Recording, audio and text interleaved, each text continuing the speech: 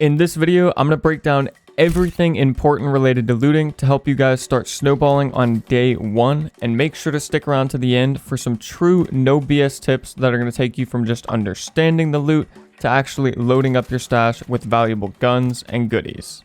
First, we're going to start off with the different loot types and what they actually mean, but quickly before that, if you've never played Arc Raiders before, here's what you absolutely need to know when starting out. When going into a raid, you have a limited amount of general inventory space, where the size of that is dictated by the type of augment you currently have equipped. To simply explain augments, these will either sacrifice inventory space for more combat stats, or the inverse and sacrifice combat stats for more inventory space, alongside also dictating what quality of shield you're able to equip. Beyond that, you also have a limited number of quick use slots, which are attached to your quick use wheel in game, commonly utilized by grenades, heals, and other miscellaneous consumables such as zip lines, and these are also once again dictated by the type of augment you currently have equipped. And then finally, when starting out, you're also going to have one safe pocket slot, which means whatever you put there, excluding guns, will not be lost on death, so you should reserve that for the most valuable item that you're currently carrying. And once again, although not entirely confirmed to my understanding, this will also be dictated by your equipped augment, and is expected to go up to a maximum of 3 safe pocket slots when using a legendary augment. The only other thing you should really know when starting out is that every single item in the game takes up just 1 slot in your inventory, but they are all accompanied by a weight, and your character has a maximum weight that they can carry before becoming over-encumbered, which can be modified via the skill tree, so this is something you want to be mindful of. Super helpful tip for this is to put exceptionally heavy items like guns down at the bottom right of your inventory when you're over encumbered, so that way if a fight does break out, you can extremely quickly just drop them on the ground to be back at full speed, since there is currently no available way to just drop your whole backpack like there is in Tarkov, for example. Now, let's get back to the loot types and their corresponding zones, and to begin with, let me sort of clarify what this even means, and to do so, let's just look at a battery as an example. Simply put, there are basically 2 parts when it comes to loot types, and one is much more important than the other if you were to ask me. Firstly, the less important part is that everything you find while looting will fall into one of a few different categories, such as topside material, as you can see here for the battery, basic material, advanced material, recyclable, trinket, keys, and a few others, but generally speaking, like I said, this part isn't too important and is usually quite self-explanatory. If it's a recyclable, that generally means it's just meant to be recycled down to crafting materials. If it's a trinket, it's typically just meant to be sold. And if it's a key, then it probably opens a door.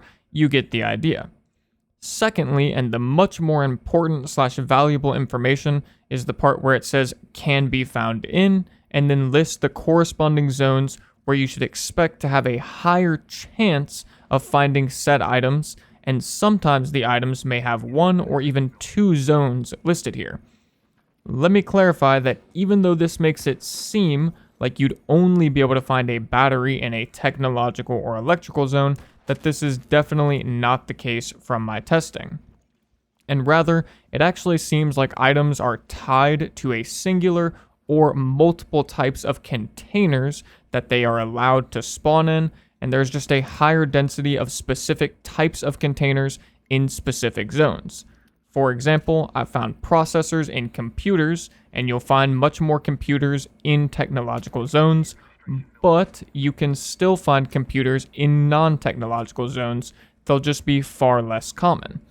And from my testing, once again, you're not going to find a processor in a grenade crate or a medical bag, just as an example. Now that you understand the basics, let's hop into what you can expect to find for each of the loot types and their corresponding zones. In order to do that, I'm just going to run through these top to bottom rather quickly, and generally speaking, they're actually extremely intuitive. Hats off to Embark for that one. But if you ever want to specifically check where a certain item drops, you can head over to the Arc Raiders wiki and find the exact information there. First up, mechanical. In summary, mechanical zones have a high density of recyclables and crafting materials tailored to upgrading / creating weapons and attachments, upgrading your weapon workbench, or even being refined into higher grade materials.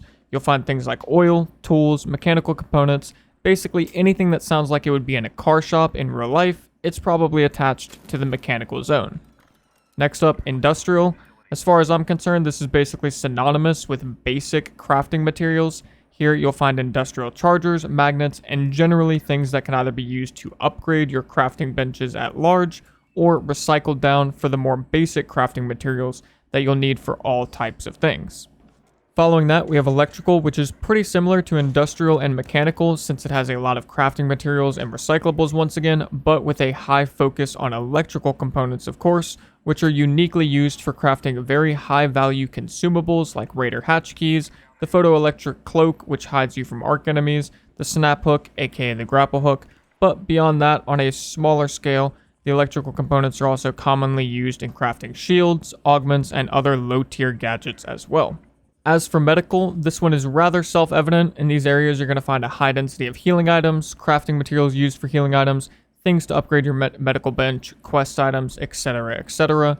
Commercial. These areas are most notable for holding trinket type items that essentially just sell for a lot of credits or are used for certain quests, but beyond that, they do also provide quite a bit of mid-tier crafting materials and recyclables that can be quite valuable. A good example here would be duct tape for the crafting materials, which is needed to craft a plethora of different items, but notably attachments. And then an example of a good recyclable you could find here would be the radio. This shakes down to a speaker component and 2 sensors, which sensors are oftentimes only found from security areas, which are usually very high traffic, quite dangerous. Up next is technological, which this one has a lot of overlap with electrical items, since you'll see there's plenty of items that have both zones listed, but it also tends to include a lot of higher tier items as well, such as processors, sensors, and things of that nature, which are typically all just valuable crafting materials used for gadgets, explosives, and quests. Up next for the security area, as far as I'm concerned, this is basically just synonymous with high tier shit. You're going to find a lot of really good stuff here, high value crafting materials, attachments for weapons, blueprints, weapon, grenade, and ammo caches, lock security lockers, etc. The whole 9 yards, just a ton of really good stuff here. And as a result, they're going to be very heavily contested, a lot of traffic, and it's no coincidence that both the control tower and the hydroponic dome complex, the two high tier loot zones on the dam map, are both have security zones within them. Now, Arc is a little bit of a weird one because there's a lot of things that fall into Arc, and you can get Arc materials or Arc items from both killing the Arc AI enemies in the game, but you can also get them from the Arc probes, the Arc couriers, the barren husks, just the lifeless Arc entities laying around the map that you can walk up to, interact with, breach, and then loot. But generally speaking, this is going to be stuff like Arc circuitry, Arc alloy, Arc power cell, and most of these materials are commonly used for upgrading shields, repairing shields, crafting shield rechargers, and things of that nature. Like I said, the best places to find Arc materials are going to be the Arc probes, Arc couriers, and barren husks, which are essentially just the Arc electronics littered throughout the map, which can be breached and then looted. And then additionally, killing and looting Arcs yields a lot of these materials as well, especially the mini-boss level Arcs. If you kill a Bastion, Leaper, or Rocketeer on the night mode of the dam map, you should expect to get a ton, I'm talking like 60 to 100,000 credits worth of just Arc materials from one mini-boss, so they're very, very lucrative in that sense. And then finally, we have the nature areas. These are going to have random small buff items that you can eat on the fly. It'll give you stamina boost or small health regen, things of that nature. You can get assorted seeds, which then can be brought to Celeste, one of the traders, and she will then sell you a plethora of different crafting materials and valuable items in exchange for the seeds.